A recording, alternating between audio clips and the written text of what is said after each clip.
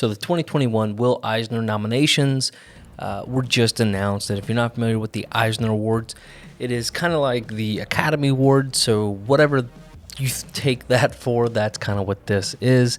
This started in 1988 and was, named after Will Eisner. So if you're not familiar with who Will Eisner is, do some research on him, and I think you'll enjoy what you find. Now, the way the Eisners are done is basically the nominations are set up by a 5-member judging panel. It's going to be comic professionals, journalists, shop owners, distributors. I believe even a librarian has to be one of those. And so take that for what it is, right? This is not fan nominations like, kind of similar to the way the Ringo Awards are done. So basically 5 people get to create these nominations of whatever those 5 people think the best awards of the year should go to, or the best books, or the best this, or the best that. So with that being said, these 5 people's opinions on the best books and best people in their craft this year, let's talk about what those nominees were and kind of go through them and give my opinion on them a little bit here. And so some of these, I think there's something like 31 total categories. I'm not going to hit every single one just because, no offense, but some people just may honestly not be interested in it. So we'll hit the big ones here, starting off with the best single issue. Now, Burning Hotels by Thomas Lampion. Never heard of it. Never heard anybody recommend it. Hadra by Jesse Lonergan from Image. Not heard of it. The Other History of the DC Universe by John Ridley. Couldn't tell you. Sports as Hell and Stanley's Ghost. So a lot of those were, basically nothing but indie books besides DC. And I'm kind of interested in the fact that I've not really heard much about those. So maybe you've heard about them in the comments, but I've not heard anybody in our groups or any of our YouTube channels or anything like that actually recommend any of these, so that's interesting. So Best Continuing Series, Bitterroot. Okay, I believe it was just announced for a series or a movie. Daredevil, honestly, well-deserved. Chip Zdarsky's run was phenomenal. Department of Truth, I think Something's Killing the Children was better from the Tynion run. But okay, Gideon Falls. Hey, anything Jeff Lemire does, if it's not at the very top, then hey, I don't know what these guys are doing. Stillwater, yes, I agree, deserves to be up there. Another one by Zdarsky. Usagi Yojimbo by Stan Sakai from IDW. So that's pretty fair. I mean, Usagi kind of had a bit of a reawakening, I guess, in the comic book community. People really, I started hearing a lot about that this year, so that sounds good. So Best Limited Series is the next one we'll talk about here. Barbalayan Red Planet by Jeff Lemire. Again, anything Jeff Lemire does, I think should just automatically go ahead and check him on the list here. Now, I'll be honest with you guys, I've not read Barbalayan, the Red Planet. It actually comes from the Black Hammer universe. I really enjoyed the first 2 volumes of Black Hammer. Didn't really care much for the world of Black Hammer, but I'm sure it's pretty strong. But Barbalayan just wasn't my favorite character out of the bunch. Decorum, honestly, just couldn't pull me in. Far Sector, I know some people really liked it, but just nothing I get into. Strange Adventures, that's well-deserved for sure. Superman's Pal, Jimmy Olsen, okay. I heard a lot of really good things about it. And then We Live, that's something I need to read. I've not heard anything but positive things, so maybe that's one I'll put on the list and maybe read this weekend.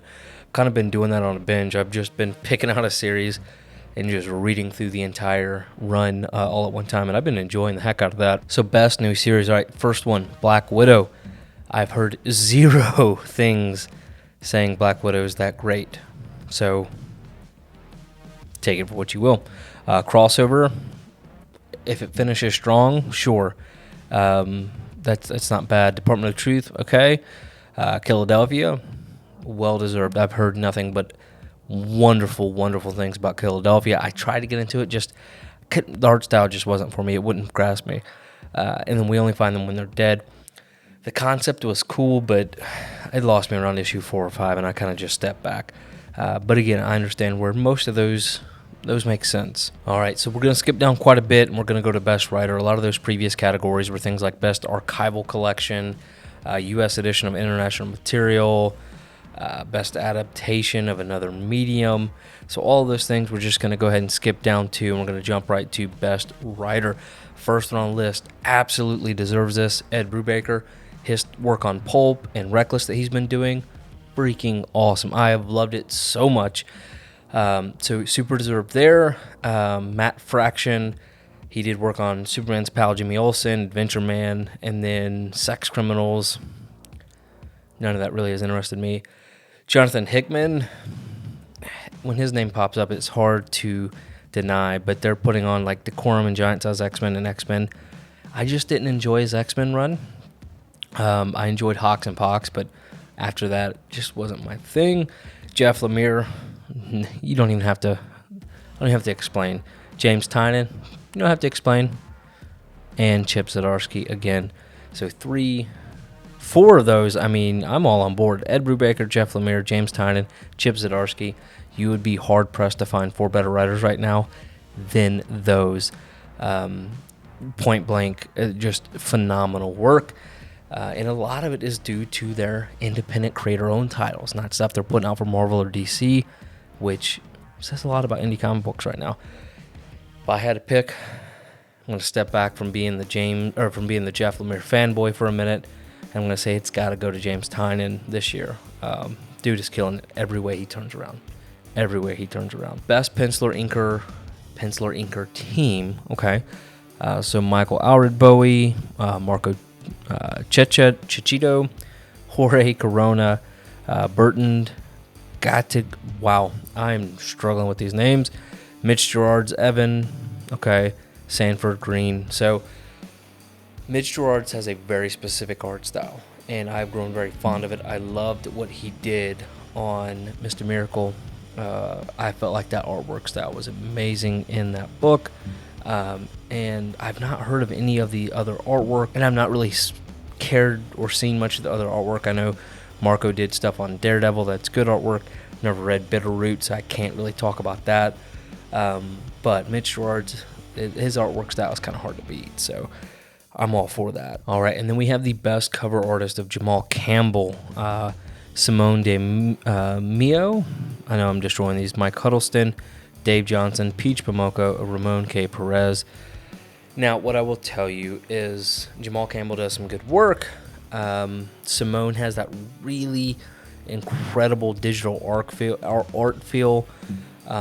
But let's be realistic. I honestly believe Peach Momoko is going to walk away from this hands down. She's become the biggest thing in terms of cover art, whether you like it or not. You cannot deny her success that she's had. So that is what that is. The next one is best coloring.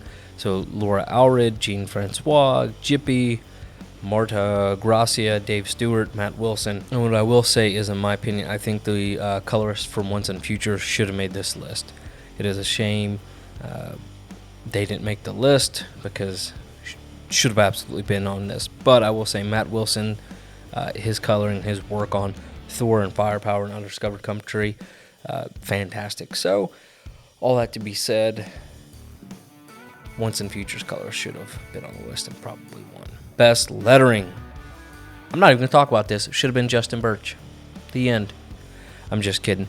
No, Darren Bennett absolutely has. Look at Darren Bennett's bullet point.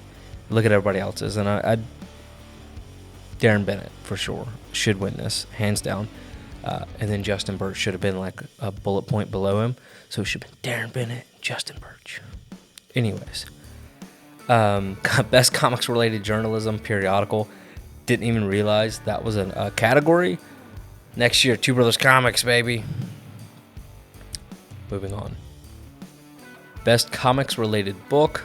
Didn't know that was a thing, and have not heard of any of these. And then it goes into best digital comic and then best web comic to wrap up the categories. I've not heard of any of those, so I'm not going to hit on it too much. But what do you guys think? I mean, you have the best writing. It's without a doubt got to go to James Tynion. Letters gotta go to Darren Bennett. So let me know what you guys think about the Eisner Awards. Do you even care about them? I always think it's pretty cool every year to kind of go through, look, and see what these 5 people's opinions were. Now, obviously, they just nominate, and then peers and things like that get to vote, but I'm very intrigued, very interested in this. Let me know what you guys think. Have they missed anybody? Should they have added anybody else? Don't forget, go vote for Justin Birch in the Ringo Awards. That link will be down in the description below for his work in the lettering of a ton of amazing titles. So guys, you're the best part of Two Brothers Comics, and as always, collect your way.